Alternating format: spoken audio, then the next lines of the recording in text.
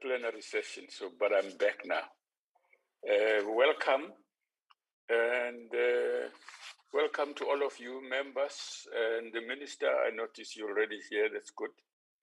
There will now be an opportunity for silent prayer or meditation.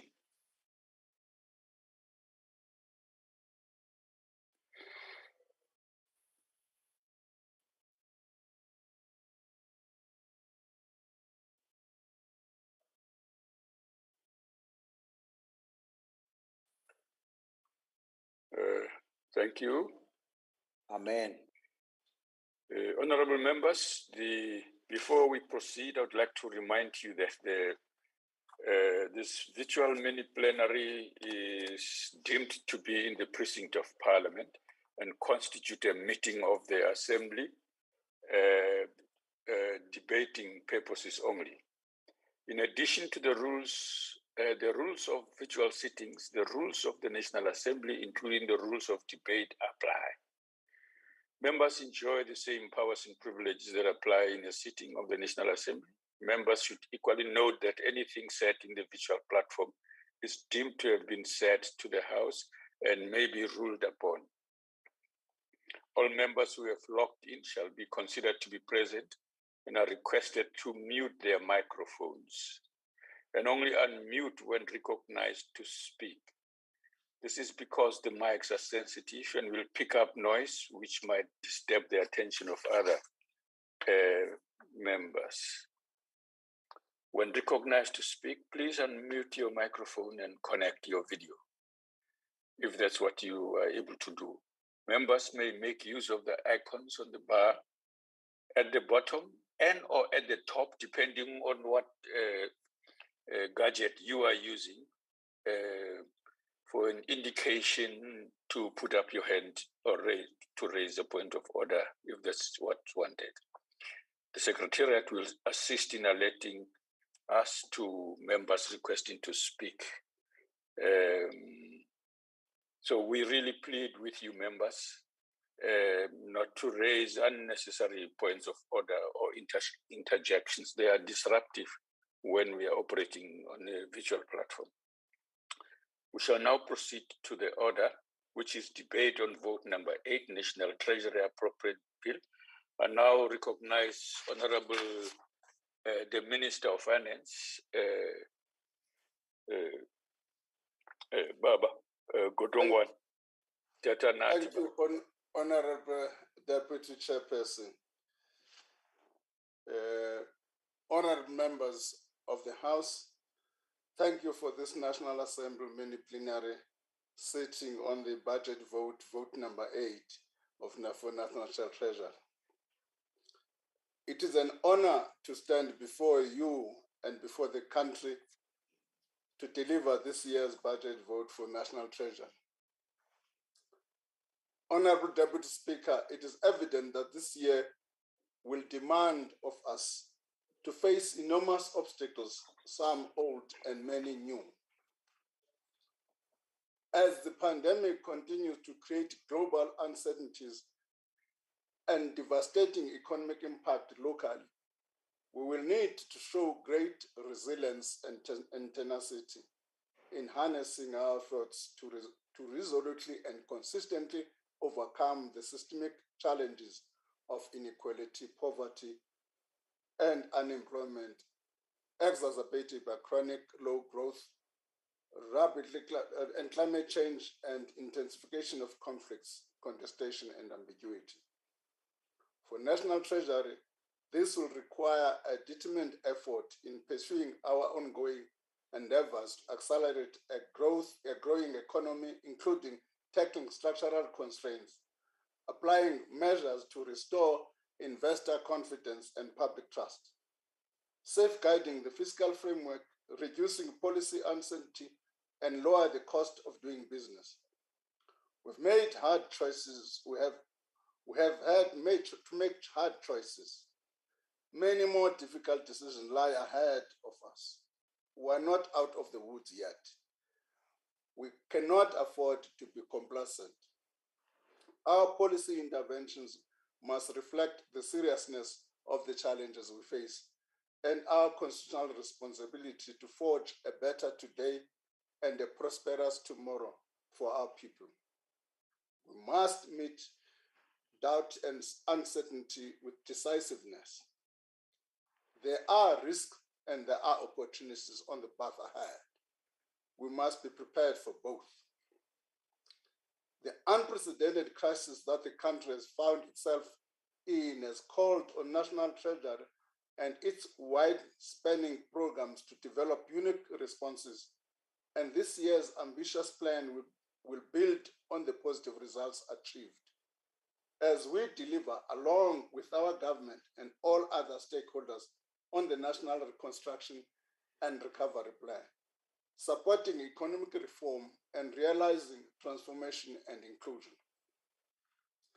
National Treasury will continue to support government's ability to ensure stable, sustainable growth and equitable and efficient allocation of public resources. We'll continue to pursue a balanced and prudent fiscal strategy in order to stabilize the public finances. Although public finances remain under some strain, the fiscal position has improved somewhat in comparison to this time last year. We cannot let our guard down as we remain on course to restoring the health of public finances. To this end, recommendations arising out of the spending reviews will be implemented to improve expenditure efficiency and program delivery impact over the medium term. National Treasury is responsive to our changing environment and continuously considers improvements to the budget process to deliver on our national priorities and foresee future needs. In this regard, work is being done on climate change as well as climate budgeting targeting, which is a tool for monitoring and tracking of climate-related expenditures in the national budget system. It provides comprehensive data on climate-relevant spending, enabling government to make informed decisions and prioritize climate investments. National economic growth is anchored in strong local economies, which are reliant on an effective local government. As a country, we are faced with formidable challenges of an increasing number of municipalities which are dysfunctional, either in experiencing financial distress or even having deteriorated into crises. National Treasury will be harnessing together in partnership with our partner department, the Department of Cooperative Governance, all of our local government support mechanisms to intensify targeting interventions for increased impact from our extensive capacity building under the Accountant General, programs to improve municipality audit outcomes with a specific target of those with the highest levels of irregular, fruitless, and wasteful expenditure, to direction interventions in terms of Section 1397 of the Constitution, such as Lekwa, and more recently, Mangaung and Enoch Mgijima municipality in the Eastern Cape. There are 43 municipalities that meet this criteria to be placed under mandatory interventions. I've already written to premiers of all provinces in October last year, identifying these municipalities, and that the mandatory intervention processes must begin in earnest. I must say, we cannot only be dealing with these issues administratively. We're going to require much political support from all the political parties involved in order to ensure political stability in a number of these municipalities. Nursing our municipalities back to financial health will boost the quality of life of residents. It will encourage economic activity and investment, and it will encourage tax and ratepayers to pay for services. National Treasury will, in partnership with local government, implement 5 township economic development strategies, as well as identify and approve 20 catalytic projects in special targeted areas within metropolitan cities, secondary cities, and rural towns to provide technical support to strengthen infrastructure planning, delivery capacity, and to support spatial transformation and inclusive development. Government will continue to finance the gross borrowing requirement while minimizing refinancing risk, currency risk, and overall borrowing cost. To reduce their continued demands on South Africa's public resources, the National Treasury will outline, as we have indicated, Deputy Speaker, in the budget speech, for government, will outline a criteria for government funding of SOEs. Eskom is faced with a large amount of debt that remains a challenge to service without assistance. The National Treasury is working on a sustainable solution to deal with Eskom's debt in a manner that is equitable and fair to all stakeholders. We'll say much of this, Deputy Speaker, in the midterm budget policy statement, as we are working on the details together with our colleagues in Department of Public Enterprise and Eskom. There's also work on the review of government system of several high-risk state-owned entities, which is underway. In order to implement the tax proposal announced in the budget, National Treasury will propose its annual amendments to tax legislation that seeks to meet government's revenue requirements and eliminate tax loopholes. Work will continue to secure financial stability, which supports economic growth and also ensures better access to the financial sector for all residents and those doing business within South Africa. Regulating the financial sector will continue in order to ensure it is safe and provides enhanced customer services. The bounce back scheme for business signaled in the February 2022 budget, which has come to effect. The bounce back scheme comprises of two mechanisms. The first mechanism is a loan guarantee, which facilitates loans guaranteed by government to eligible businesses. The loans will assist eligible businesses in recovering from constraints in accessing finance due to COVID-19 lockdowns, the July 2021 civil unrest, as disasters like the floods affecting KZN. The bounce back scheme will also support economic growth and foster job creation in South Africa. Funds borrowed from this scheme through participating banks, development finance institutions, and non-bank small medium enterprise finance providers can be used for growth and expansion and to foster job creation within South Africa. Our Twin Peaks regulatory system established in 2018 is beginning to bear fruit, to not only ensure that our financial institutions are financially healthy at all stages, but also where problems have been identified, actions are immediately taken.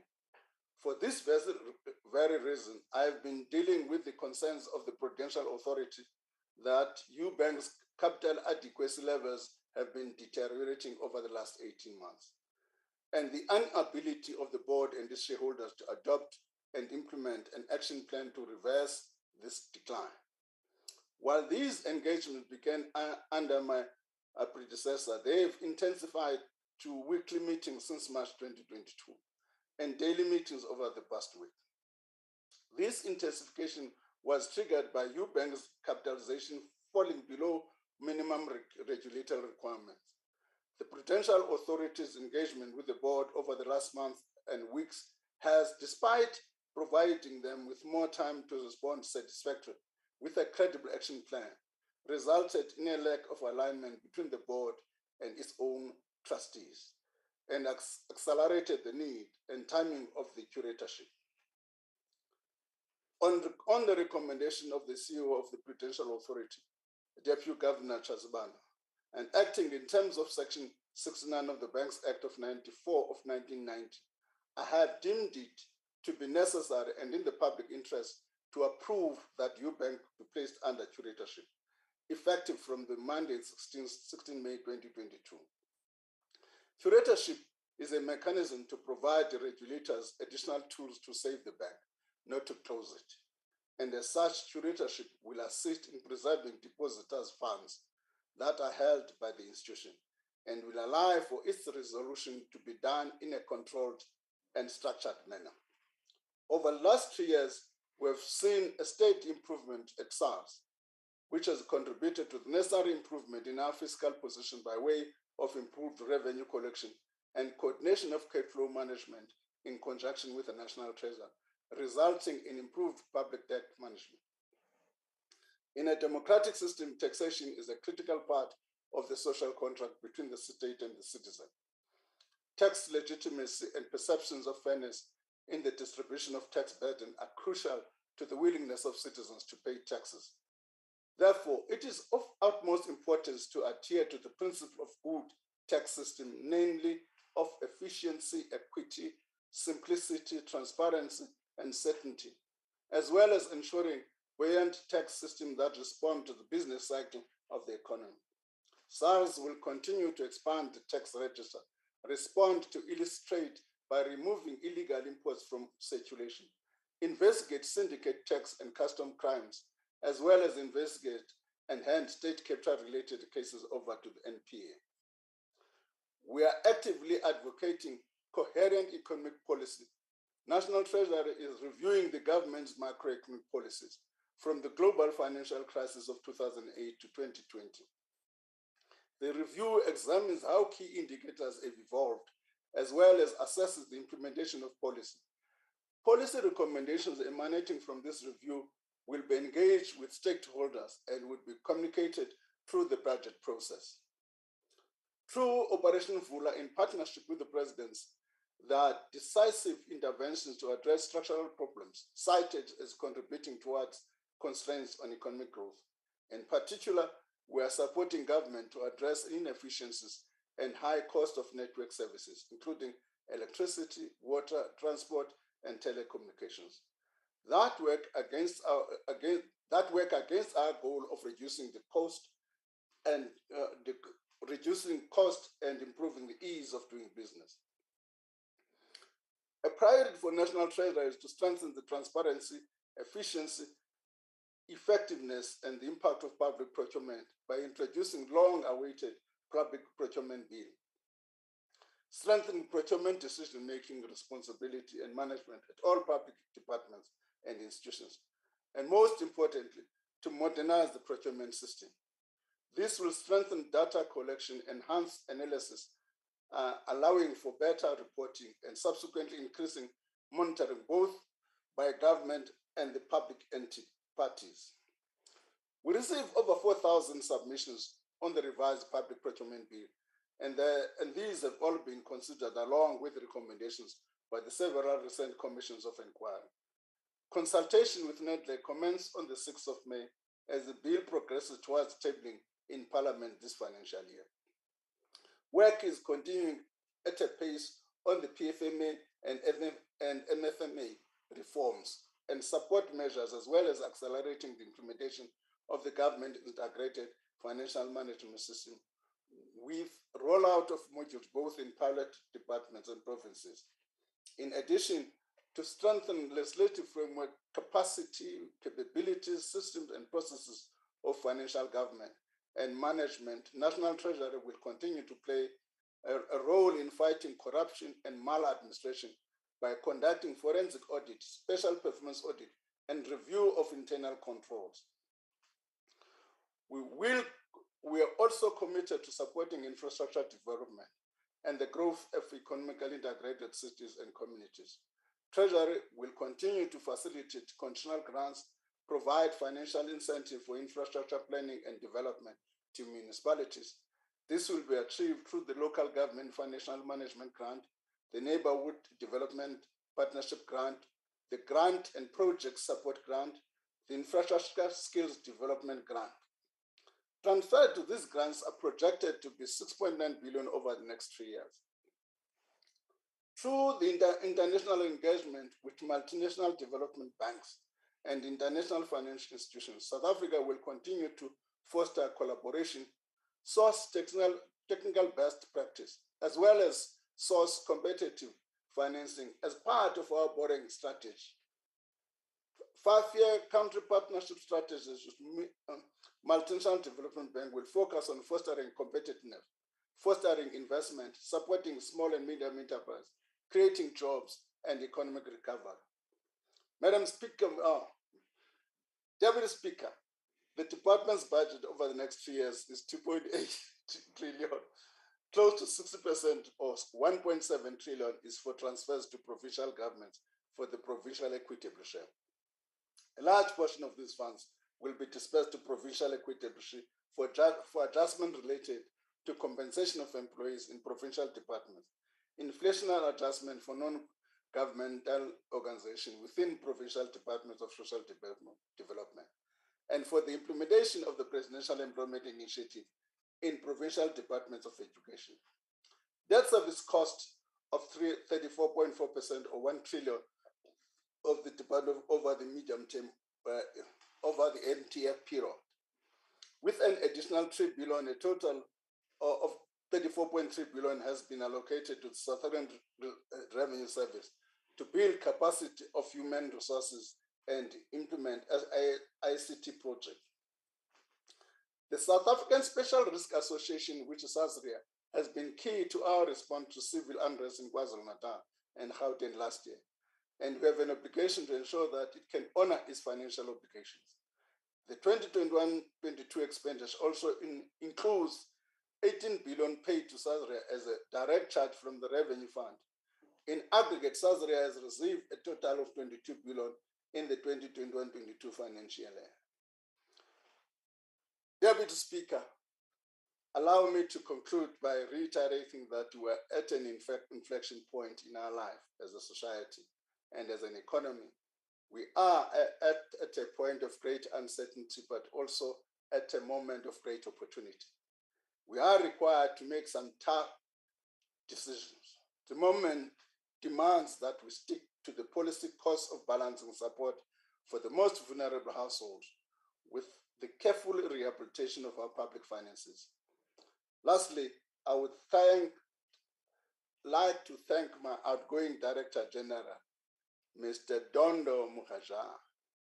He has served National Treasury and his country with distinction and integrity.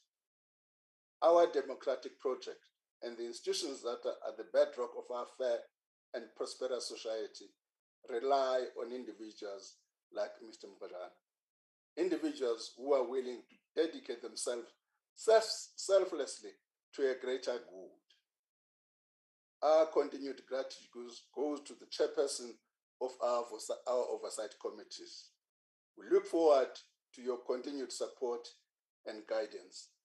I thank you.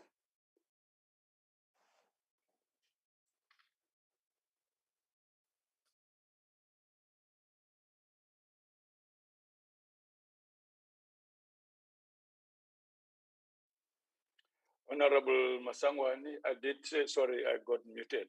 Thank you, Minister. Let's call Honorable Maswangani. Thank you, Honorable Speaker, Deputy Speaker. I have a problem with the video. Can I proceed? It's okay. It's okay. Oh. Go ahead. Okay, thanks very much, Deputy Speaker. Deputy Speaker, members of Parliament, ministers present, deputy ministers, colleagues, thanks very much. The Minister of Finance, Honorable Godongwana, has tabled the annual performance plans of the National Treasury and SARS and other entities under the finance portfolio in line with Section 10 of the Money Bills Amendment Procedure and Related Matters Act for consideration and by this report. National Treasury has briefed the committee on the 23rd of March and also on the 3rd of May this year. The committee further conducted an oversight visit to SASRIA, Land Bank, as well as the FFC on the 20th, 21st, and 22nd of April, where it, among others, received the presentations, updates on the annual performance plans of those entities. Honorable Speaker, I heard the Minister addressing the issue that we raised when he briefed us about the budget, that there is a challenge from the AfriForum about the preferential procurement policy framework, which the matter have been taken up to the Constitutional Court.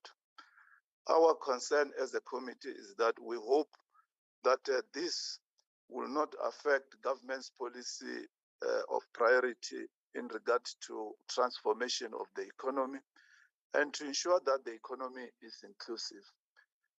The minister has assured that he will attend to this because we believe that there should be no hybridization of government, where we have got an elected government and we have got an interest group that want to co-govern. So this matter should be taken serious, and the triple BEE should not be affected, Honorable Speaker. Be that as may, National Treasury also assured the committee that procurement has not stopped. Instead, National Treasury has stated that all organs of state will have to apply for an exemption from implementing the triple PFA regulations to the National Treasury. We are satisfied that the minister will do everything to make sure that the transformation agenda to transform blacks in general and Africans in particular in regard to the economy will not be affected. We are also glad that the minister has raised the issue of a public procurement bill, which we have been raising for quite some time because government is the largest buyer in the country. It had the responsibility to ensure that its procurement policy support the economic growth and transformation. The sooner the minister tables this bill in parliament, the better for the interest of the public, and in particular those who have been previously disadvantaged by the economy. Honorable Deputy Speaker, as we are emphasizing the issue of a public procurement bill, also Treasury has to attend to the issue of industrial policy together with the Assistant Department of DTI, that those who have been previously disadvantaged should benefit. We know that there has been a policy to empower black industrialists. We are not sure how far we are in regard to this matter. We are raising these issues because we know that the National Treasury is in the center of driving the macroeconomic policy of this country. And these issues of industrial policy and public procurement bill should be expedited as the minister has committed himself. Above that, as Deputy Speaker, we have also received a briefing from the minister, the deputy minister, and SARS itself on the 3rd of May, because SARS is a very important organ of state. Since it has been established 25 years ago in 1997, SARS has become one of the country's shining lights of the democratic dispensation. It's a well-functioning revenue service that is very key to the development of this country. And as I've said, that since its formation 25 years ago, SARS had collected more than 17 trillions of rands. SARS, for having contributed to the South African revenue's life through raising revenue, is commended. The money that SARS has raised over all these years has contributed a lot in uplifting the standard of the poor in terms of health, education, social security, and support to the economy. Without SARS collecting its revenue, the country will not have been able to deliver services and support the economy. Despite the disruptions of the COVID pandemic, SARS had collected more revenue than expected. This was assisted by the recovery of certain sectors of the economy, especially in the mining sector.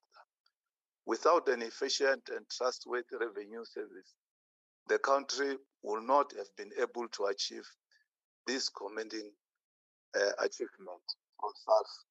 So we would like to commend men and women who are running this institution for doing well to make sure that under difficult circumstances, they are able to collect revenue that sustain the economy of this country. Honorable Deputy Speaker, in implementing the National Treasury's plans for 22-23, there will be many obstacles in the coming year. As the minister has said that some of those obstacles were old, but others are new. he indicated that there is a global risk that could devastate the local economy and impact on national treasury.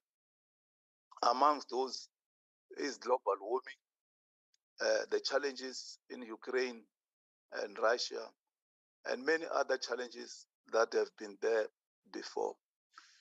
National Treasury's key focus areas for 22-23 budget include, amongst others, managing the fiscal relations of the three spheres of government, interacting with regional and international organizations to increase South Africa's economic development, filling critical vacancies, and gender mainstreaming. We have raised this issue of filling vacancies both in Treasury and in entities that report to Treasury. National Treasury, through the budget facility for infrastructure and partnership with DBSA and Infrastructure South Africa, is helping to build a pipeline of viable projects for execution. The minister indicated that the BFI has considered 61 projects that were submitted to it by the public institutions, and National Treasury has approved a total of 6.7 billion in fiscal support in the 2021-22 adjustment budget and over the 22 MTF period. Most of these projects have multiple funding sources and are designed to crowd in private investment. Infrastructure Fund is working in conjunction with public agencies to prepare 6 projects to the value of 96 billion. We are raising this matter, Honorable Speaker, as you can see that the economy is not doing well as expected. Unemployment is increasing, and we are more concerned that youth unemployment is also increasing. National Treasury is reviewing government's macroeconomic policy from the global financial crisis to the present. This review, we believe, will examine how key indicators such as economic growth and employment have evolved since 2008, assess government's fiscal, monetary, and macro-prudential policy choices, and propose appropriate reforms to policy targets and institutional frameworks. Draft review document will be finalized at the end of March, it should have been finalized at the end of March this year, forming the basis for workshops, public discussions, and additional research. I've already spoken about SARS, Honorable Speaker. I don't have to repeat that this is a very important organ of state, and under difficult circumstances, it has collected more revenue than expected. A total of 33.9 billion rand is allocated to Treasury in 22-23, of which 86% will be appropriated to transfers and subsidies. The projected allocations for the 2023-24, 24-25 are 32 billion and 32.1 billion respectively. As I've said, that SARS has done well amongst others. It's also receiving a lion's share of the budget. Also, Honorable Speaker, we want to indicate that we conducted oversight visit as a standing committee of finance. We took an oversight visit to Sasria. We also visited the Land Bank as well as FFC from the 20th to the 22nd of April this year. Sasria has incurred claims amounting to 37.14 billion as of 19 April 2022 as a result of the 2021 July unrest, which affected KwaZulu-Natal and parts of Gauteng. 22.5 billion of which have already been settled, representing a total of 8,853 claims. 14.62 billion, representing a total of just over 17,000 claims, amongst others, remains outstanding. We also visited the Land Bank. The Land Bank is a very, very critical institution, Honorable Speaker, in the agricultural sector, and it is facing a number of challenges. We are quite aware, recently the Minister has appointed a board, and we have met that board. Be that as it may, the CEO has resigned to pursue his career somewhere else. We urge the Minister, as soon as possible, to fill the vacancy of the CEO, because it's quite very critical. We don't want a situation where that bank is left without a CEO for quite some times with the challenges that it is facing. We also visited FFC, which is a very critical constitutional institution. It is doing quite very well.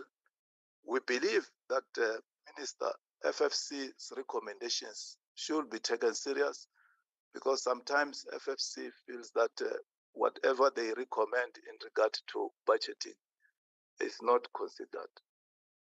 Take them serious and engage them on issues that they've already raised with us. We also had engagement with National Treasury, and what has been raised sharply by the Auditor General is what we call the implementation of the audit action plans.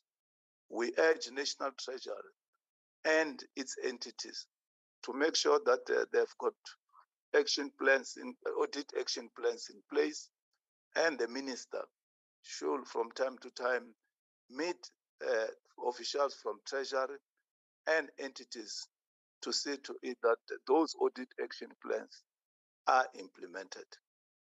The issue of filling of the vacant post is quite very, very important. I've already mentioned the vacant post in a land bank, which we believe should be filled as soon as possible. We should also indicate that we are quite delighted that at Sasria, the vacant post of the CEO is filled. When we visited Sasria, there was a handover by the outgoing CEO to the incoming CEO. The other issues that we are raising as the committee are the irregularities that have been picked up by the Auditor General, where in Deputy Speaker, National Treasury has incurred a fruitless and wasteful expenditure of about 300 million rand on IFMS, which stands for Integrated Financial Management Systems. We have agreed as a committee that we'll be visiting Treasury for Treasury to explain to us as to what is this system all about and why have they incurred so much money. We have also come to realize that despite National Treasury having spent so much money, wasteful expenditure, the contract has been renewed for another 5 years. We believe that when we meet National Treasury, there will be explanation as to why that has been done. We are not taking over as a parliament. We are quite aware of the separation of powers, but we have got the responsibility to play oversight, and explanation has to be provided as to why do they renew a contract which has incurred a fruitless expenditure in that manner. We are Honorable Maswanganyi, I'm afraid your time has expired, sir. Okay. With all that we have received, the briefing that we have received from the Minister and oversight visits, we are prepared that we'll work very closely with the department to see to it that this budget works for the interest of the people of South Africa. We support this budget, Deputy Speaker. Thanks very much. Thank you. Honorable D.T. George. Thank you, Deputy Speaker. The National Treasury is the custodian of the people's money and is mandated by our Constitution to ensure the effective and transparent financial management of our economy. From 2008, we started considering whether our economy was accurately measured, given so much entrepreneurial activity in the formal township areas that was outside of the tax net and outside of formal measurement. We have not yet seen mass starvation in South Africa because hardworking people are eking out a living, hand to mouth, to keep them and their families alive. This despite the ANC government fixation on an economic policy that places the state at the center of our economy, a failed model for Black economic empowerment designed to make a few politically connected cronies rich while everyone else remains in poverty, and a cadre deployment program that rendered the public sector largely dysfunctional. These massive negative interventions in a corruption-riddled public sector and long-term mismanagement of our public finances brought our economy to its knees well before the COVID pandemic further battered our economic growth, followed soon after by the Russian war on Ukraine. The hopelessly bankrupt state-owned enterprises drained the treasury of hundreds of billions of rands and still failed. Government debt has reached 4.3 trillion rand and our economy is still failing because no amount of borrowing can fix what the ANC has broken. The economic shockwave from the war that the ANC government toasted with champagne and failed to condemn at the UN has not yet hit us. This massive external macroeconomic shock has fundamentally changed the global growth outlook. Global prices are rising at the highest level of inflation in 30 years, and global supply chains and food supplies have been disrupted. Fuel prices are rocketing and interest rates are rising. When the full impact finally hits us, as an already weak and failing economy within an incapable state, it will hit the most vulnerable members of our society first, and then it will hit everyone else. We have already witnessed riots in KwaZulu-Natal that cost Sasria 37 billion rand in claims from those who were insured. President Ramaphosa promised that those uninsured will also be compensated.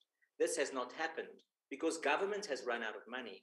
We are also witnessing the rise of violent xenophobic hatred towards Black people resident and not born in South Africa. That is driven by political thugs, desperate for populist validation and convenient to our failed government looking for a scapegoat. Sasria was wiped out by the riots and cannot pay for another outbreak. Despite the 7 billion bailout, the land bank is still unable to pay its creditors. Government must take decisive action now if we are to avert mass starvation in South Africa. We've already seen reports of children eating sand in KwaZulu-Natal to comfort their hunger pains because our government is broken and unable to respond. In the absence of a coherent policy to prevent our economic collapse, government can't even deliver the SRD grant to curb the looming mass starvation.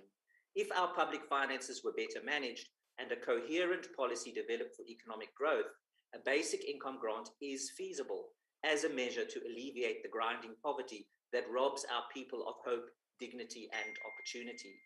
Our economy needs... Thank you, Honourable Member. Deputy Speaker, I've timed myself at 3.5 minutes. I've got 5 minutes. Oh, go ahead, yeah, sure. Right, sorry. If our public finances were better managed and a coherent policy developed for economic growth, a basic income grant is feasible as a measure to alleviate the grinding poverty that robs our people of hope, dignity, and opportunity. Our economy needs capital for growth. Measures to stimulate domestic saving and to attract foreign investment capital can be implemented and can spark an economic recovery.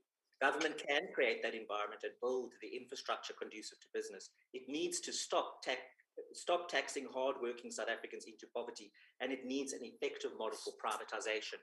The recent sale of SAA has revealed a new scheme. The state asset is given away after it is mismanaged into bankruptcy.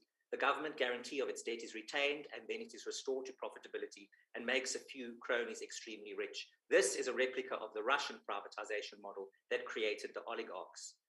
Eskom's collapse paved the way for the 1 trillion rand nuclear deal that almost happened and is still not yet off the table. This, while more and more South Africans face the real prospect of starvation. Although the National Treasury resisted state capture, it was unable to ensure effective and transparent financial management of the people's money. That is now manifested in the looming strike at SARS. Its budget is underfunded and it can't pay increases to deserving staff because the taxes that they worked so hard to collect were mismanaged by government. A bitter irony. What are you going to do, Minister, to ensure that the people do not starve this winter?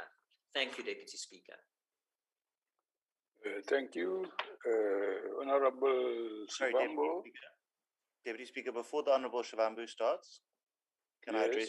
What?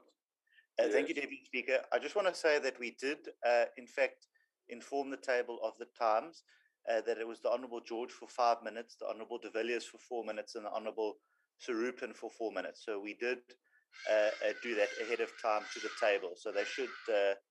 No, it's okay. Let's shut it down. Thank yeah, you. It's all right. Thanks. Okay. Honourable Shivambo.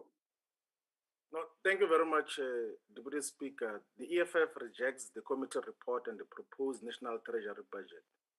South Africa has got more than 12 million people that are capable of working, are fit to work, but are jobless. That makes this country to have the highest levels of unemployment in the world, which is acutely manifested amongst Black people and females in particular. South Africa has got the worst levels of now deepening poverty and starvation because the only dependable mechanism to escape poverty in the current capitalist scam is through a job, and our people are jobless. South Africa has the highest levels of inequalities, racialized inequalities reflecting the vision and plan of architects of colonialism and apartheid, who said that we, the indigenous people, must be the hewers of wood and drawers of water. The cost of living for those who are employed is drastically rising due to rising fuel, electricity, transport, and food prices. Despite these realities, we've got a national treasury that is purposelessly piling debt from both domestic and global lenders. South Africa has got a debt burden of more than 4 trillion rand, and at more than 300 billion, the biggest expenditure item is debt services cost.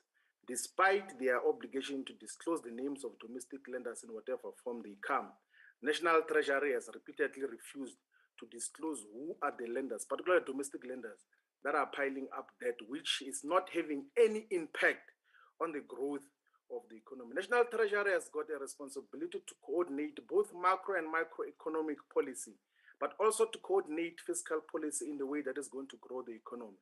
But nothing has been happening. If National Treasury were a medical practice, all its patients come out of National Treasury dead because there is nothing that is happening.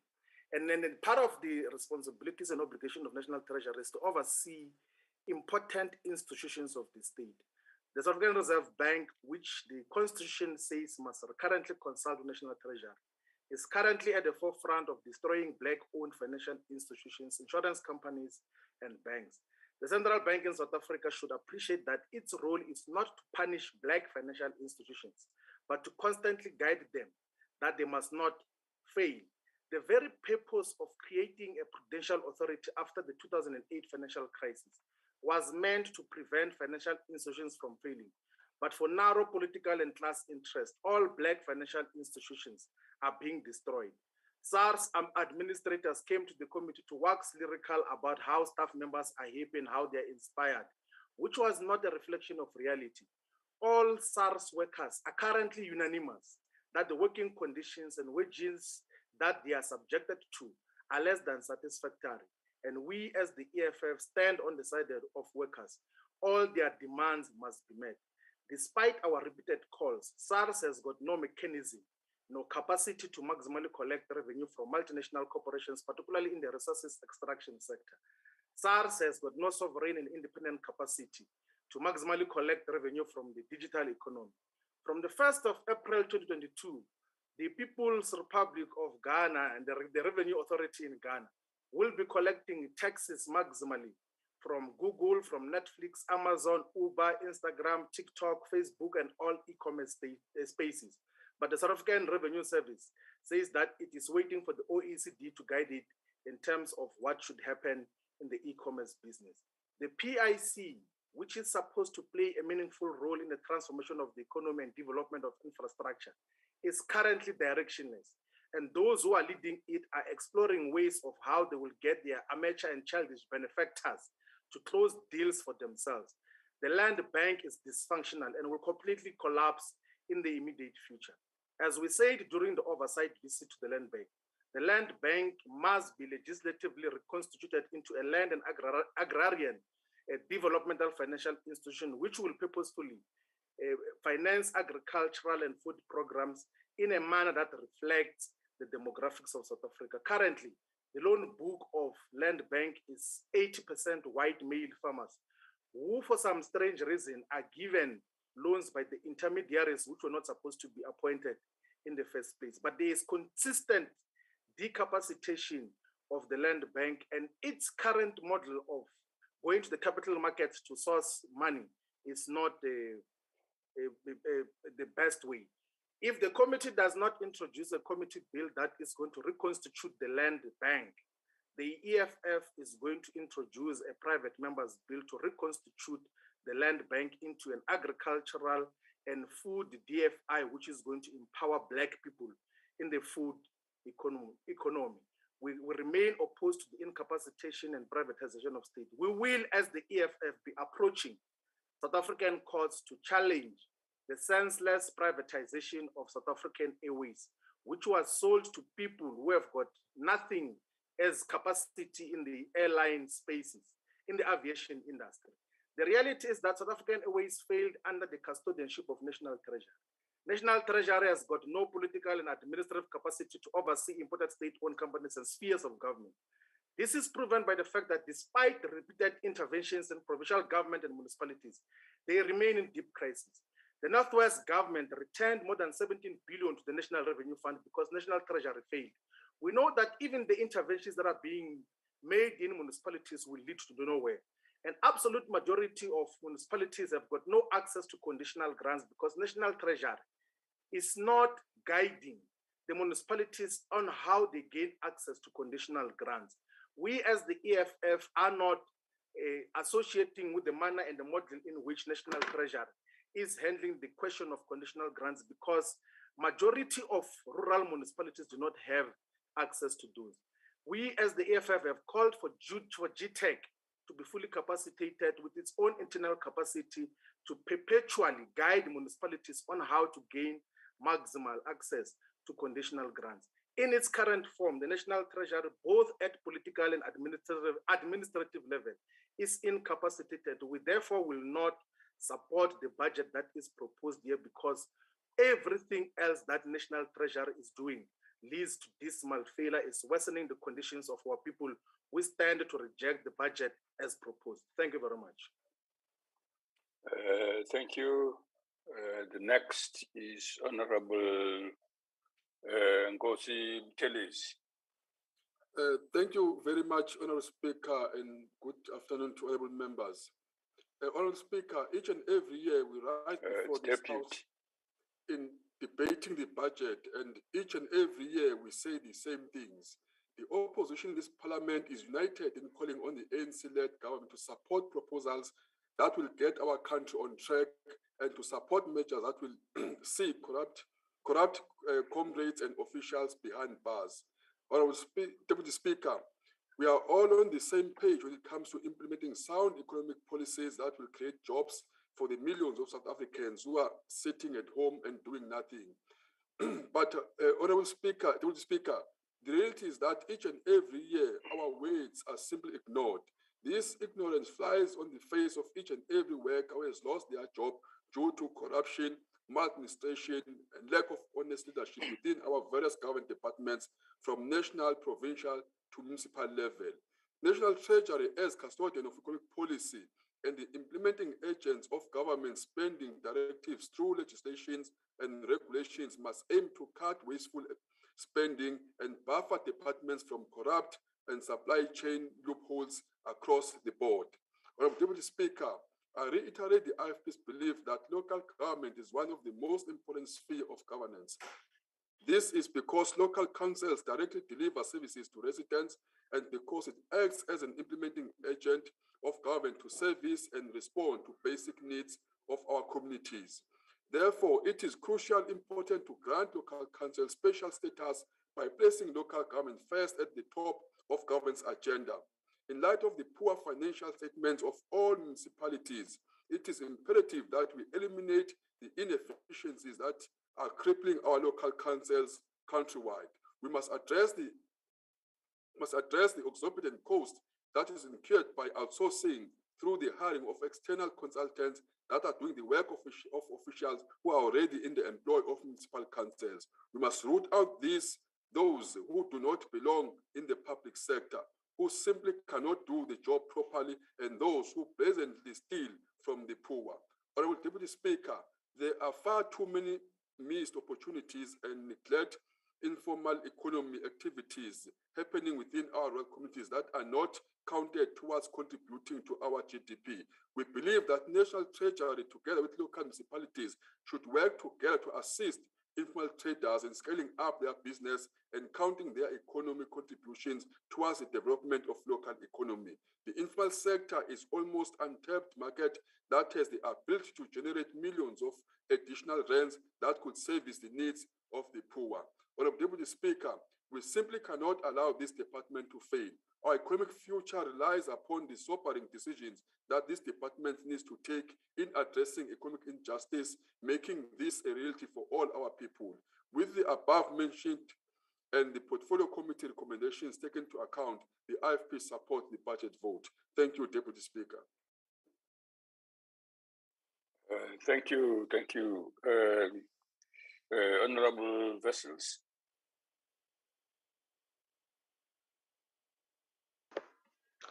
Thank you, Honourable Deputy Speaker. Deputy Speaker, South Africa's economy is failing. South Africans are suffering, and in particular, the most vulnerable in our society. Government has run out of money, and nobody else is to blame but the ANC. Chairperson or Deputy Speaker, the Minister refers to programs that will be established and are there to assist municipalities with the improvement of their audit outcomes. And he mentions the fact that non-compliance with laws and legislation is one of the biggest challenges and one of the biggest areas of concern raised by the Auditor General repeatedly.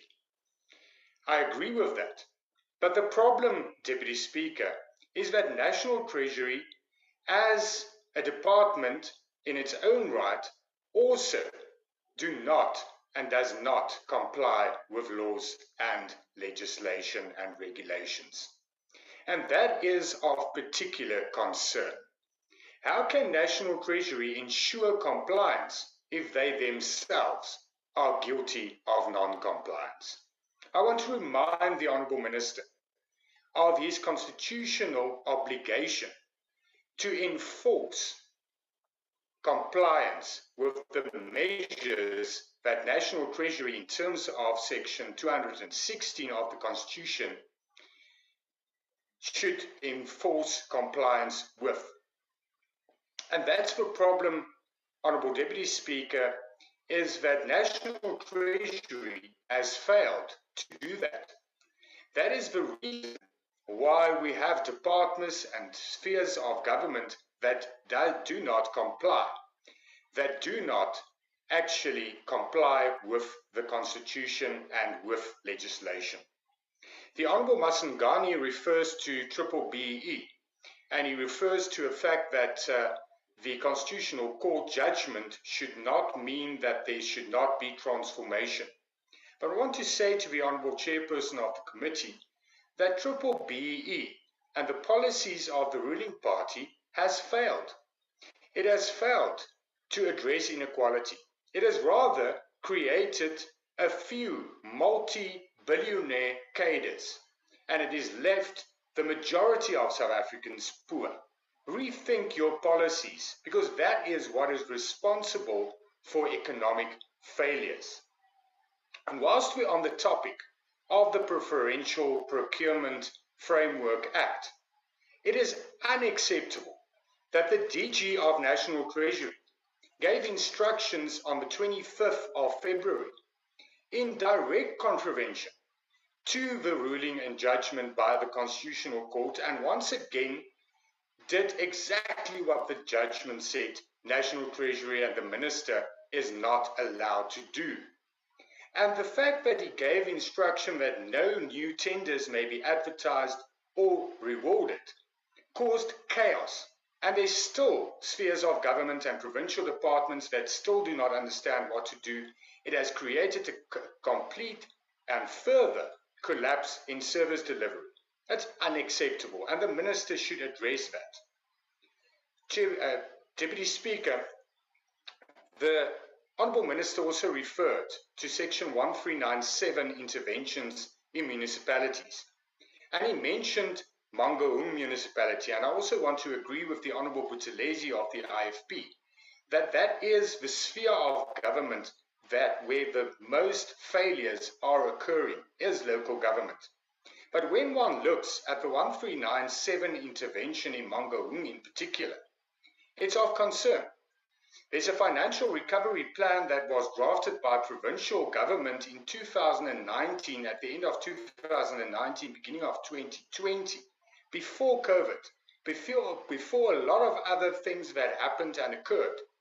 But the national government is going to implement that same financial recovery plan. They're not even going to revise it. Then, Minister, your 1397 interventions are not going to have any effect. If it's only there for political gain, and we all know what's happening this year, we all know what's happening within the ruling party, and we all know why there's interventions in certain municipalities, especially in Mangaung.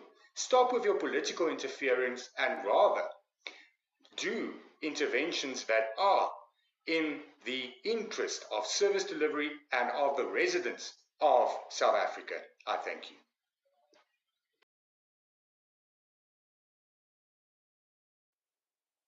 Thank you, Honorable Swart. Steve, unmute.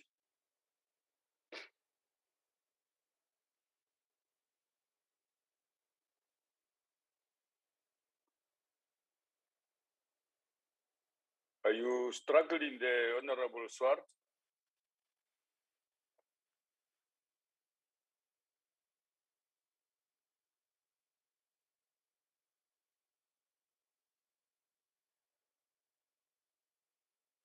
Deputy Speaker, my apologies. I was disconnected for a moment. May I leave the camera off? Thank you. Go ahead, then. Deputy Speaker, thank you. Honourable Minister, the ACDP would like to commend National Treasury for holding the line against state capture and corruption. In his state capture report, Judge Zondo commended then Deputy Finance Minister Jonas and other senior Treasury officials for refusing to work with the Gupta family during the years of state capture. One shudders to think what would have happened had the planned capture of Treasury actually succeeded. The ACDP would also like to commend SARS for collecting 1.56 trillion last year, which was 255 billion more than the previous year. The challenge is obviously now to spend these additional resources wisely and to deal comprehensively with procurement malpractices. In this regard, the ACDP shares the committee's concerns about the delays in the tabling of the public procurement bill, which will assist in consolidating fragmented public procurement in the country and help to root out corruption within the system. While National Treasury is trying its level best to stop tender corruption, new Treasury directives will allow departmental accounting officers to authorize contract deviations that previously had to go through Treasury.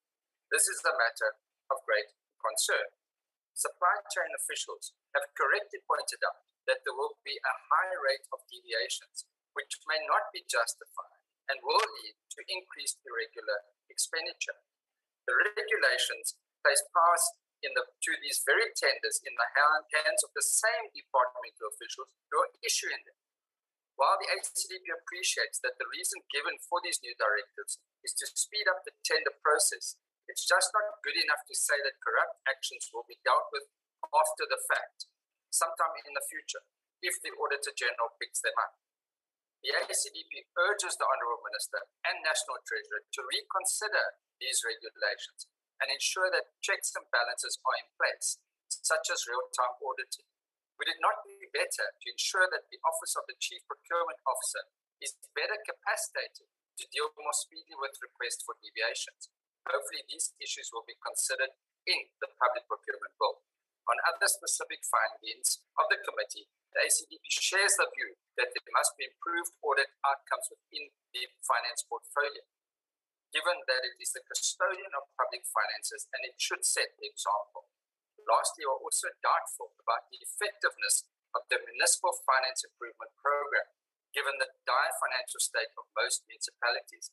This is where the worst service delivery challenges are experienced, and more can and must be done in this regard. We support engagement with the COGTA Minister, with the COGTA Committee and Minister to find solutions in this regard. I thank you, Deputy Speaker.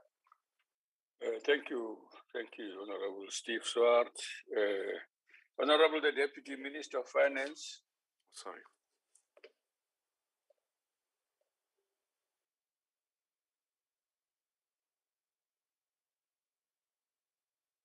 David Masondo.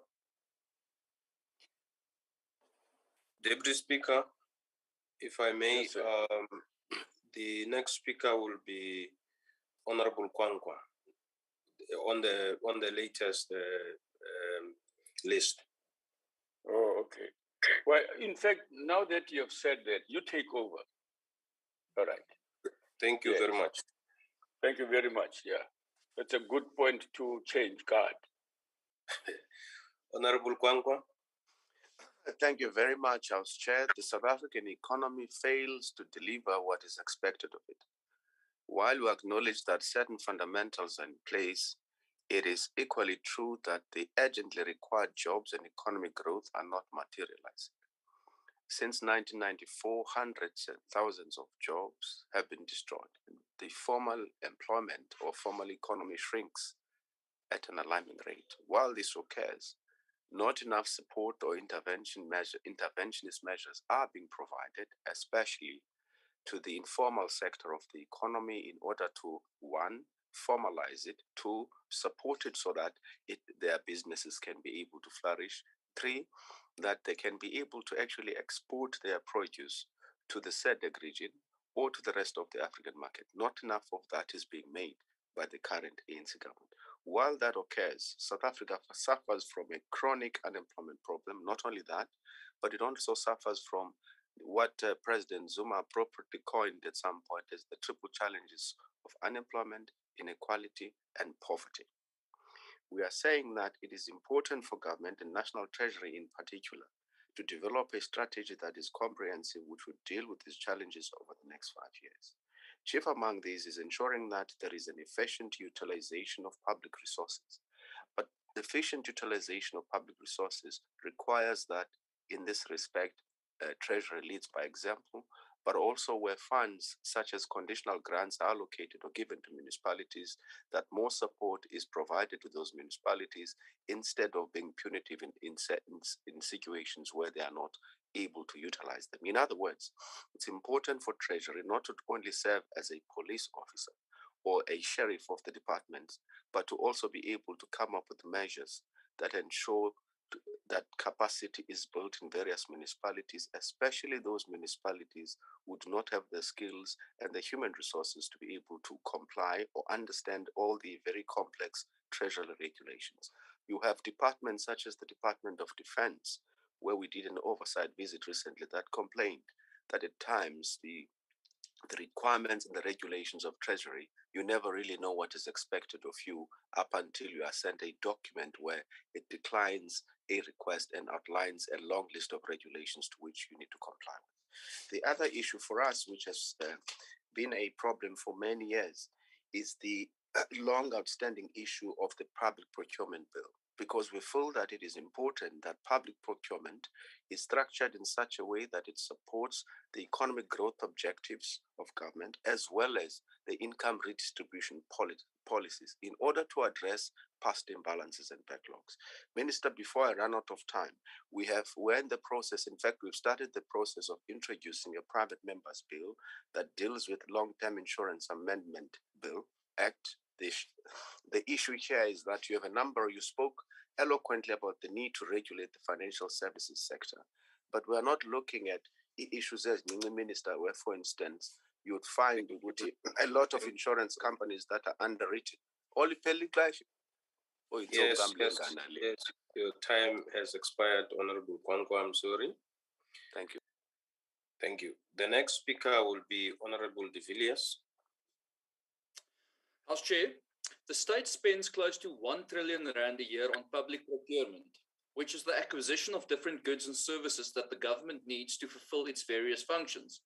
This, of course, is a crucial part of government services, and procurement guidelines by National Treasury are supposed to be designed to support economic growth and assist in transformation. In February of this year, Agribusiness won its Constitutional Court challenge of Section 3 of the 2017 Preferential Procurement Policy Framework Act, basically the current BEE guidelines for state tenders.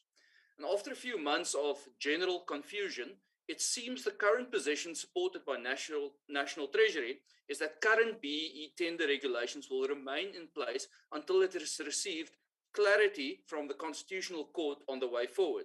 So in short, the current position is that National Treasury is still enforcing tender guidelines that have been found unconstitutional.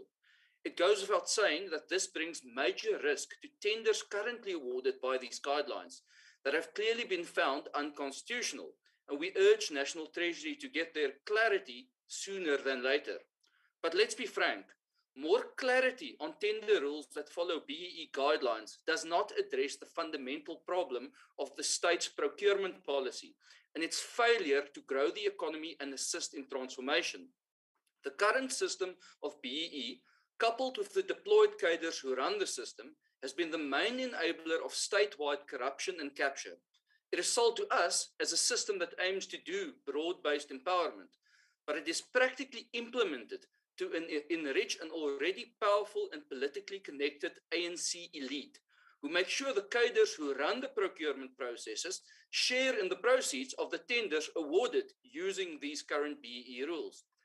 Current BEE regulations award tenders based on the narrow criteria of race, and it ignores the many economic, environmental, and social contributions that the private sector can and do make. It goes without saying that this scares off investors, both local and international. 30 years of BEE policy have done nothing to redress imbalances of the past, and it's caused more inequality, higher unemployment, and worse poverty. The good news is there is a solution. The DA supports the total scrapping of BEE regulations in favor of procurement practices that reward private companies who compete on the ability to deliver and those that make the most positive socio-economic impact, as measured by the United Nations Sustainable Development Goals, or SDGs. These SDGs include fighting poverty and hunger, promoting good health and well-being, quality education, gender equality, decent work and economic growth, and many other sustainable goals that offer a framework for companies to help redress society in an area they are best fit to address. This is the only way the state can encourage inclusive growth, as we need government and private sector to take hands and partner in the achievement of the UN's SDGs.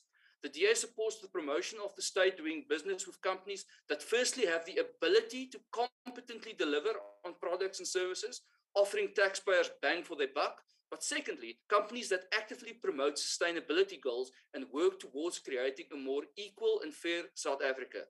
Let's scrap these apartheid-style, race-based policies of BEE and reward companies for being competent and socially, economically responsible in their industries.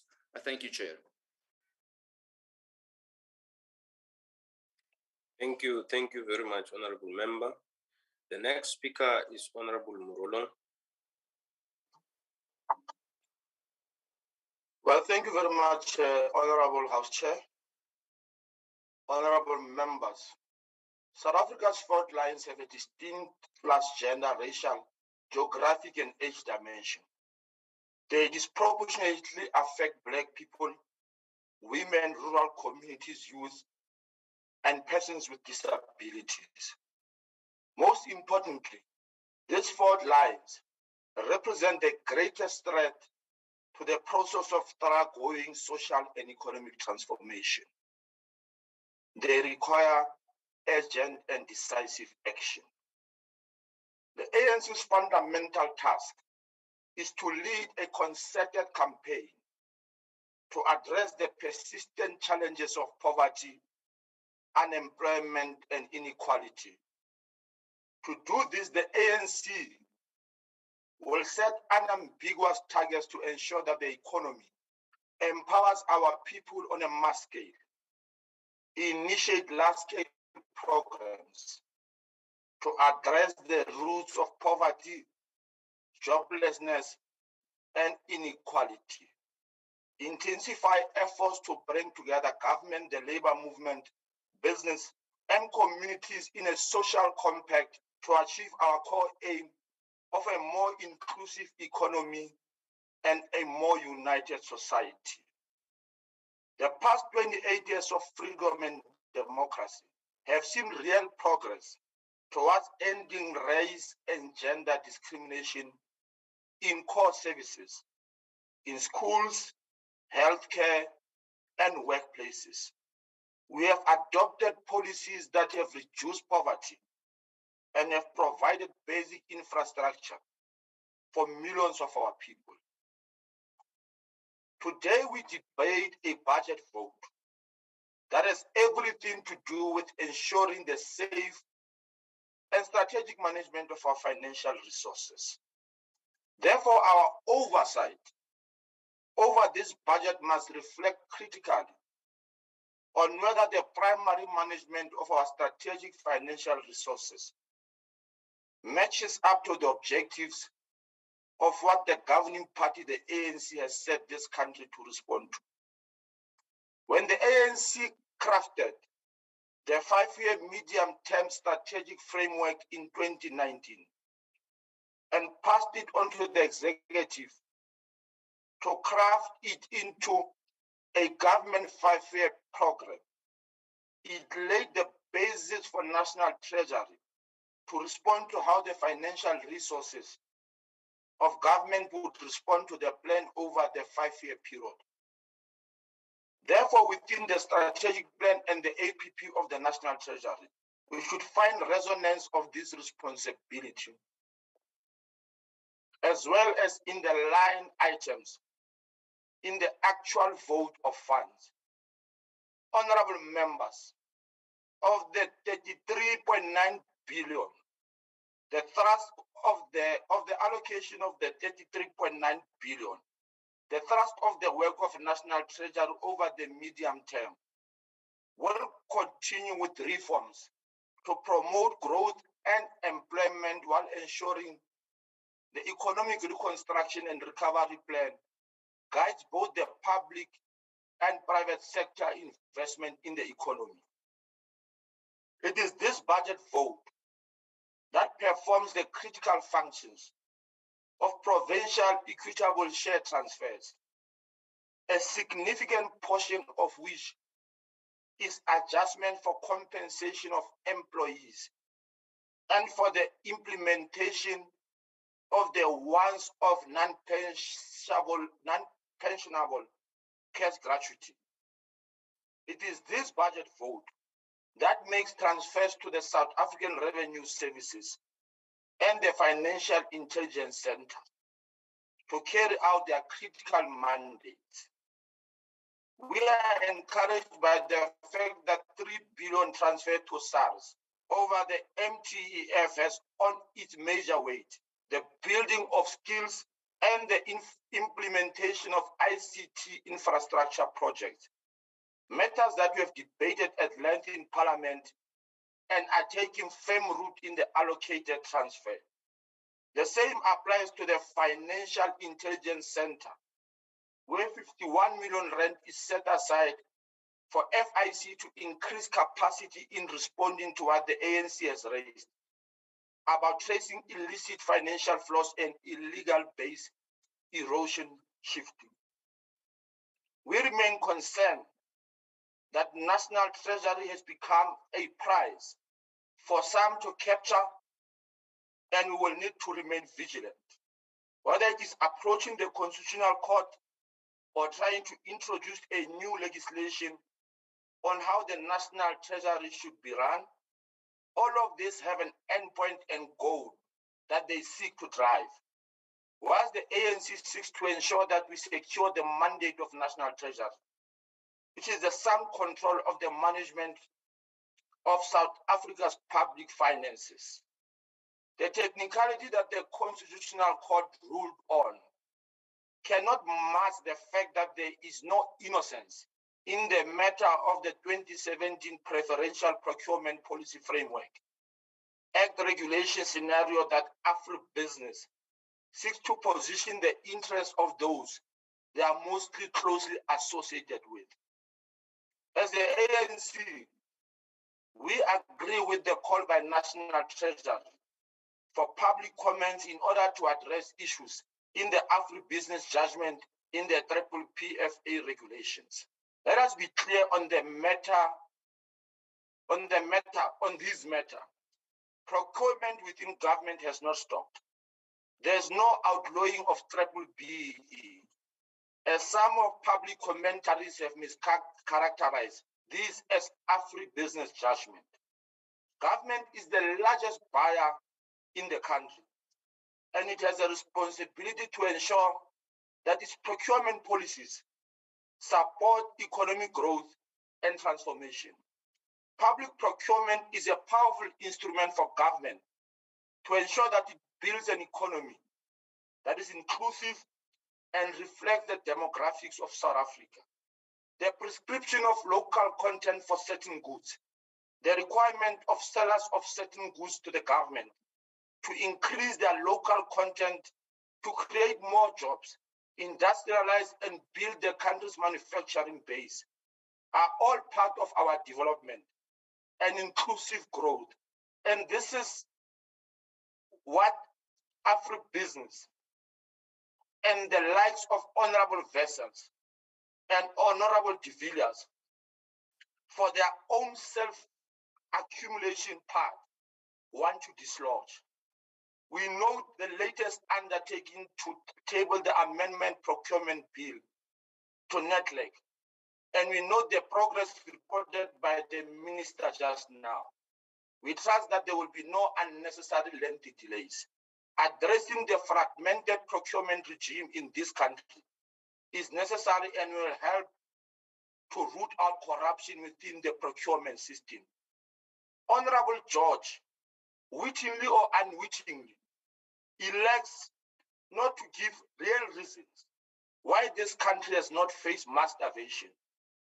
This is because the government of the ANC has created social safety nets for the vulnerable and the vulnerable only.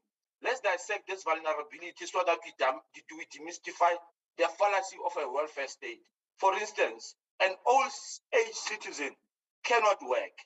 A disabled citizen is disempowered by the circumstances to work. An unemployed parent cannot feed their children. And as a consequence of COVID-19, many jobs were lost. We concur with Honorable Maswangan that the method that the ANC finds unacceptable is the 6 years of fruitless and wasteful expenditure, amounting to 300 million on the integrated financial management system project since 2016. We want an update on this material irregularity in the next quarterly briefing by National Treasury and whether investigations in this regard have been finalized or not. We join the minister in commending the outgoing DG for his sterling service to the people of this country. Thank you. We wish him all the best in all his future endeavors. The ANC supports this budget vote. Thank you very much. Honorable Hendricks. Thank you very much, Honorable Chair. Honorable Chair, in this debate, the Ukraine war comes up once again, like in the debate on transport, which I tuned into earlier on. And we now have to go through this in every budget debate, 40 budget debates we have to hear about Ukraine. We don't hear about the Nakba and the assassination of the Algeria journalists from the official opposition. With regard to the views on BEE, we cannot scrap BEE, then we must take away the advantages like generational wealth, which had during apartheid in the form of reparations and confiscation of property wrongly acquired without compensation. Treasury has an oversight role on money moving from the fiscus. Treasury represents South Africa on BRICS and its bank. It cannot be that Treasury takes loans for the country and creates sovereign debt without parliamentary oversight and public participation.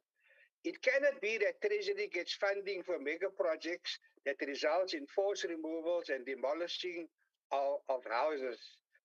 I hope the Minister responds to this matter so that we can support the budget for his department. We know the contents of the Zondo report and the looting of monies from funerals and during COVID. Treasury released the money and must apologize to the nation for not making the cut, looking after the fiscus, and tell us how they're going to protect the fiscus for next year so that honorable members can have peace of mind that money they disburse are compliant with the service and projects.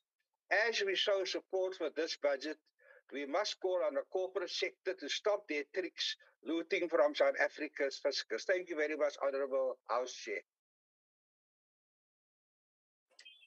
Thank you, Honorable Hendricks. Honorable Sheikh Imam. Thank you very much, Chairperson. Chairperson, allow me to start off by addressing the issue of BEE. There is nothing wrong with BEE under normal circumstances. But when BEE is introduced to benefit a few, which is what it has done in the country, creating 17,500 black millionaires and multimillionaires at the expense of the majority of the disadvantaged and vulnerable people in the country, then certainly BEE cannot be the right way to go. Now, that's the first thing. The second thing is this: can we sustain ourselves with only 13% in this country paying taxes and with 46% of people on some form of social assistance? Now, let me add to that, Chairperson. For me, this is a ticking time bomb because in addition to that, we are borrowing and borrowing and borrowing. We are not borrowing to use this money for infrastructure development things so that we can enhance economic growth, but we are borrowing just for consuming the amount of money that we are borrowing. So that is going to pay administrative cost, wages, salaries, and how long are we going to go in this direction? The petrol price is expected to increase by at least 3 rand a litre at the beginning of this month. Already, we know the life of the old age of pensioners in this country. Government and SARS is already talking about even taxing them more than they already give. Look at the issue of the state-owned entity, particularly SAA, $3.85. Is that what we sold it for? Can you imagine? No accountability, and my understanding is Treasury knew absolutely nothing about it. What are we doing about the illicit financial flows, the big corporates in this country that are showing losses in this country and profits abroad? Absolutely nothing with it. Should our attention not be to create jobs and boost economic growth rather than making the entire country depend on social assistance? It's not going to work. That, for me, is a system of populism because we want to garner votes and support, and it's not going to sustain us in the long run. Now we talk about the assistance that we want to give in terms of loan guarantee. What is the benefit of a loan guarantee when they're not going to have any energy to conduct their businesses? The cost of doing business is so high. The imports are flowing into this country every day. All the manufacturing industries are closing down. What is going to be the benefit of this? Who is going to take it? That is why only 18 billion was used of the 200 billion rand guarantee that we've given previously. Can we not see that we need a change in policy direction in this country if we want to address the state in which we are? We are in serious trouble, and years to come, and not long from today, this country is going to reach a fiscal cliff, I can assure you, and we will lose our sovereignty. That is the direction we are going in. Let's look at the issue of sugar. Once I want to give you an example. Can you imagine sugar-free? Time has expired. Thank you very much, Chairperson. Thank you very much. The next speaker will be Honorable Sarupen. Thank you very much, Chairperson. Chairperson, a critical function for National Treasury to fulfill is allocative efficiency. It's a concept of economics that says that we do need to have a single coordinating government department that ensures that the programs that the government runs is not unnecessary, inefficient, or duplication. And I'm speaking about this today because our fiscal environment is extremely constrained. Our debt to GDP ratio is at a historic high. Debt repayments consume more public funds than education and policing combined. And we have an emerging cost of living crisis that may well be the worst since the 1970s. And the reason why National Treasury was such a target during state capture was because it provided guardrails through allocative efficiency. And without these guardrails, many persons who want to capture the state and squander its resources would be able to do so with carte blanche. However, it's important for Treasury to adapt to the times and ensure that allocative efficiency is based on current circumstances. In this regard, there remains a lot of work to do.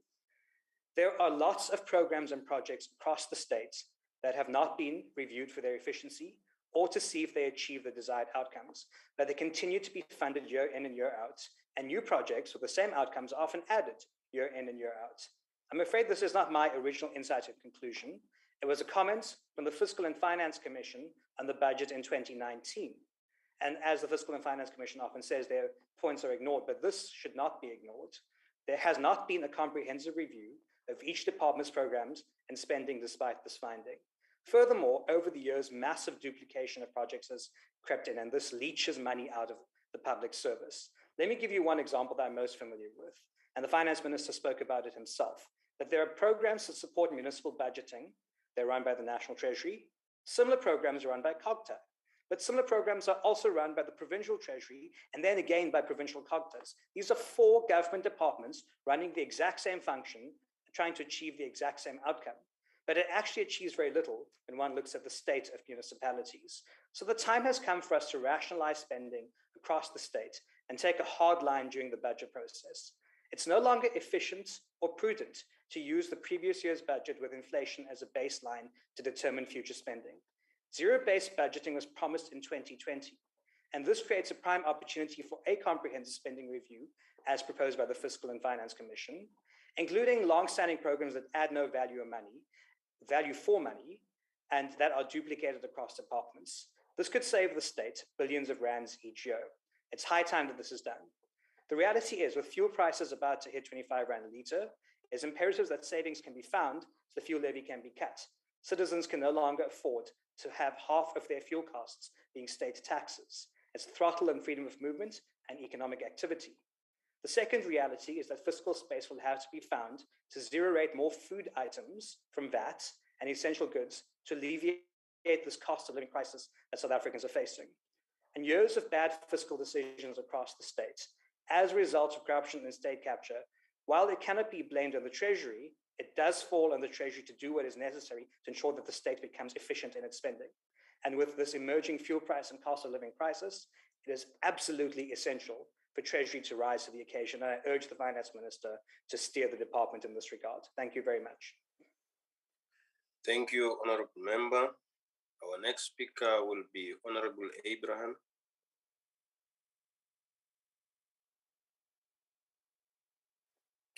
Thank you, Honorable House Chair Mahlaule, Minister Godongwana, Deputy Minister Masondo, Honorable Members, fellow South Africans. The ANC, when it entered this debate, carried the greatest responsibility, the greatest weight, and the greatest accountability of ensuring that the management of the financial resources of government are in capable hands and are redistributed and used to build a more equitable society, a more just society, a society whose economy reflects inclusion and not exclusion. We need a more radical and more effective phase of our transition from the economic structure of a colonial economy which apartheid only deepened, to an economy that reflects the inclusion along race, class, gender lines, youth, persons with disabilities. During this phase, Honorable Chair, the ANC will forge ahead with interventions that seek fundamentally to change the structure, systems, institutions, and patterns of ownership, management, and control of the economy in favor of all South Africans, especially the poor, the majority of whom are African and female. We seek a more equitable sharing of prosperity, and we are conscious that accelerated socio-economic transformation is the framework in which this must take place. In order to build a new inclusive economy, the first pillar is to mobilize society around an infrastructure-led recovery with new investments in energy. The people of this country must be on board. Bayazi ukuthi uhulumende ubhizi ngokubazamela ukuthi babe namanzi, babe nendlela yokuhambisa ilindle kakuhle, babe nendlela nebroho, babe nezindlu ezinesidima, impilo kwakunye nemfundo. Digital infrastructure as well as public transport. To achieve significant job creation, the emphasis should be on localization. We have to make use of local material. Ukuba abantu basemzansi bayakwazi ukuza nezinto zokwakha, uhulumende we-African National Congress uthi mazithengwe kubo izinto zokwakha. State capacity will need to be strengthened through operation of the District Development Model, the DDM, ensuring that all spheres of government work together.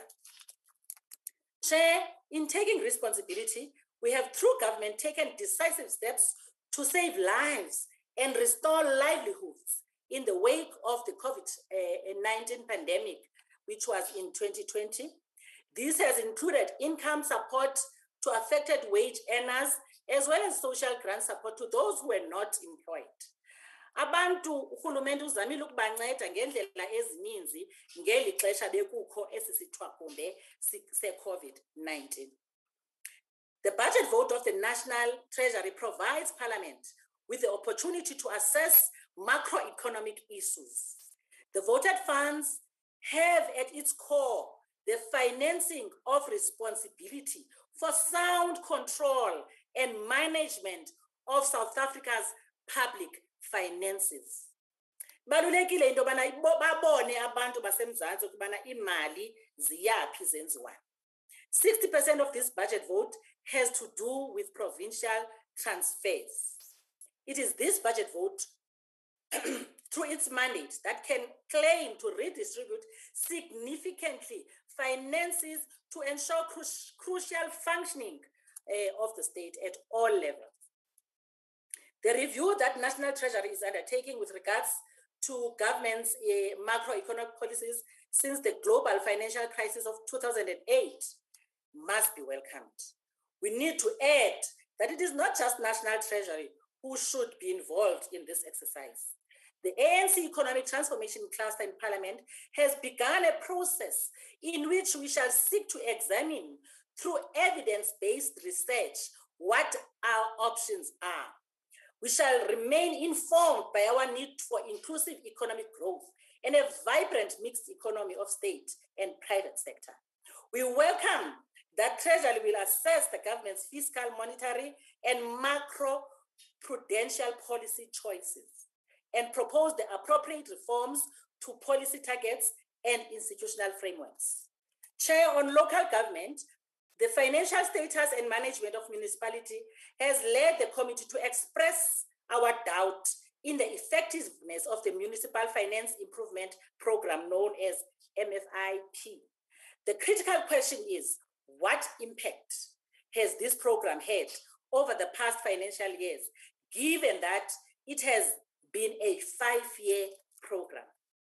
On financial transfers to military veterans, Chairperson, the irregularities that have been uncovered do not add value to the program and the dignity that should be attached to such a program. We are aware of a number of interventions, including the Deputy President's recent remarks. With regard to the work of the National Treasury in funding of anti-gender-based violence efforts under Program 1, we welcome this. But we look forward to a day when there will be no transfer of these funds, but funds will be directly allocated for this cause. We commend the contribution of SARS to the improvement of the lives of our people through their efforts of raising increased revenue. The transfer in the budget vote will enhance the work of SARS. Having said that, given our developmental challenges, the tax base of our country has to broaden through growing the economy, and voluntary compliance must improve. Tackling tax avoidance and illicit financial flows are crucial in improving the position of the country's fiscus. In addition, Chair, we welcome the re-establishment of the Tax Committee led by Judge Dennis Davis to examine areas that pose the highest risk of aggressive tax avoidance and illegal transfer pricing. With regards to the performance of the department against the programs in the vote, we are conscious that the filling of the leadership positions, in particular head of Government Pension Administration Agency, and the challenges in the Government Employees Fund are matters that National Treasury is seized with. However, we must record that the pace has not been as desired. While we recognize that negotiations at NEDLEC had also taken some time, we have raised our concerns on pension fund reforms with National Treasury on a number of occasions, and we share the concern over pace. In conclusion, House Chair, the ANC's interventions to stimulate investment and inclusive growth, the ANC's efforts to rebuild state capacity are informed by the vision and strong capability of the state. And the ANC government has taken some steps to uproot corruption. Chair, the ANC wants to support the budget, and inclusive economic growth for us will be built on strengthening industrial policy, macroeconomic stability of achieving economic growth, structural reforms of network industries, closer coordination between government and social partners, and as well as expanding regional trade with other countries on the African continent. I thank you, Chair. The ANC support the budget vote. Thank you very much, Honorable Member. Honorable members, I'm informed that from the initial time that the Minister had been allocated of 30 minutes on his introductory speech, he has left 11 minutes. Put together with the 10 minutes that is allocated to close the debate, he has 21 minutes. May I now invite the Honorable the Minister of Finance. Honorable Minister. Thank you very much, Housekeeper, even for being generous and giving me an extra 11 minutes. Let me start by dealing with procurement, which has occupied much space in this debate this afternoon. First, let me start with the debate about what should be policy goals of procurement.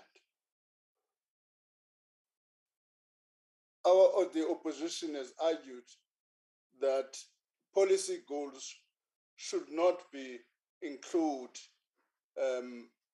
race.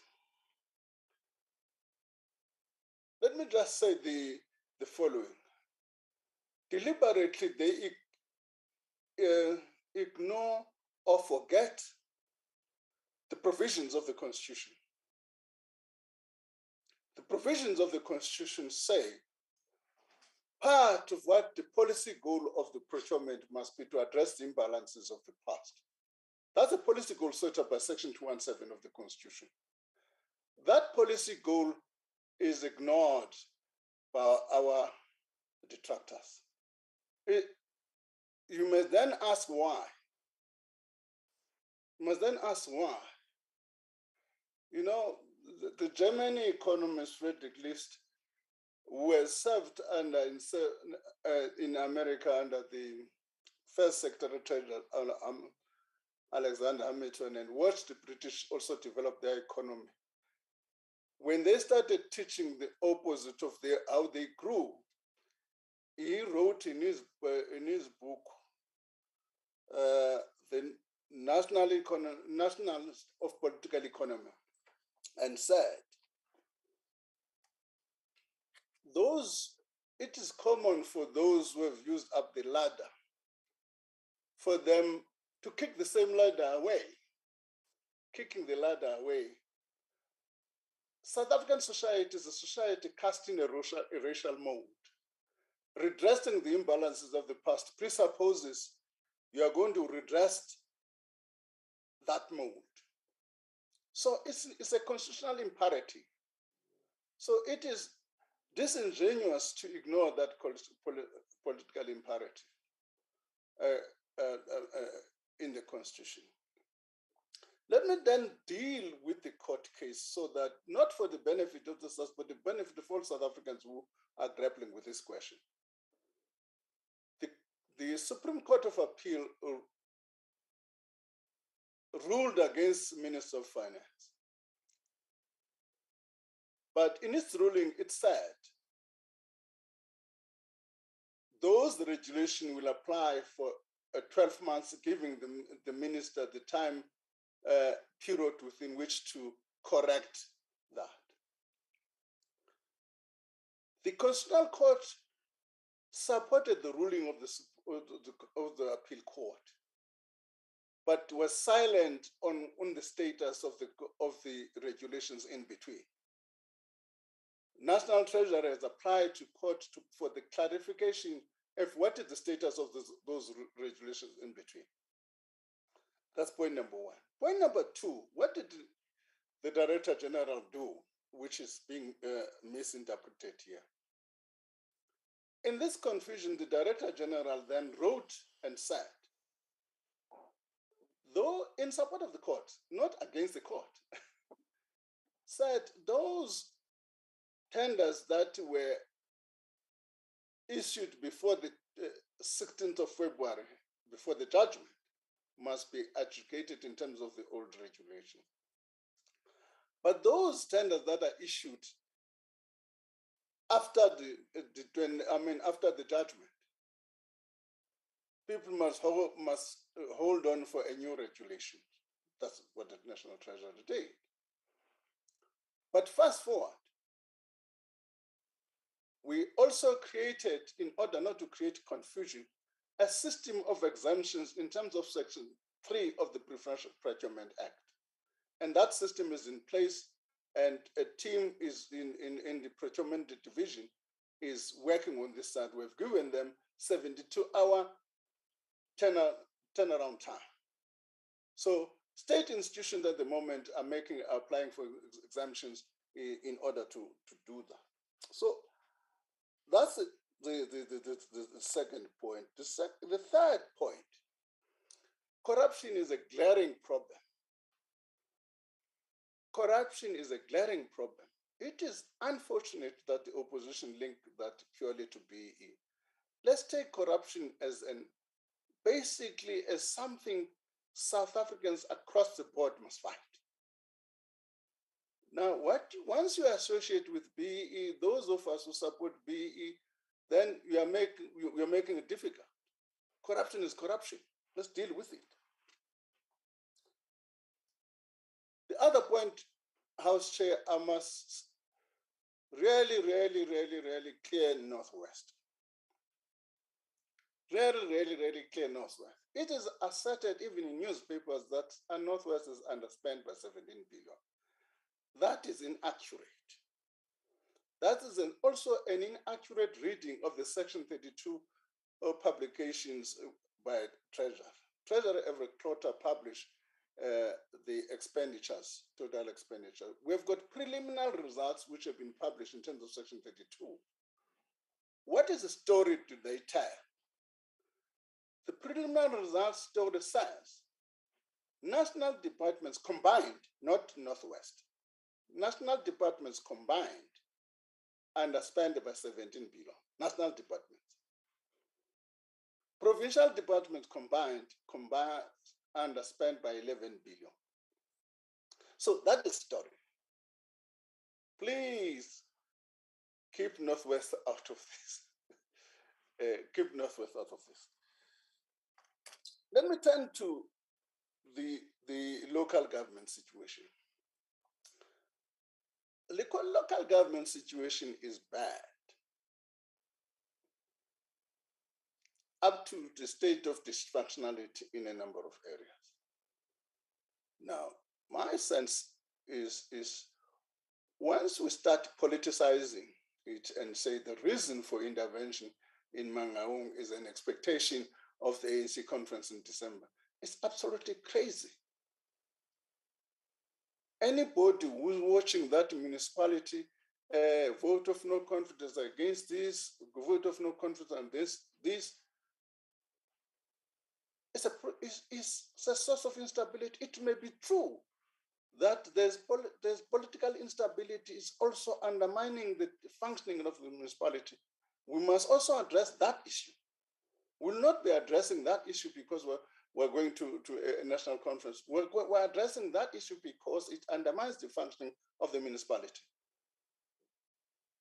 In Nelson Mandela Bay, I'm told we've got 2 municipal managers. Who's going to sign for the finances of that municipality? Again, we'll have to intervene, not because of any political motivations. In fact, I'm trying to talk to a couple of political parties in Nelson Mandela to work with the Minister of Finance to achieve stability in that municipality.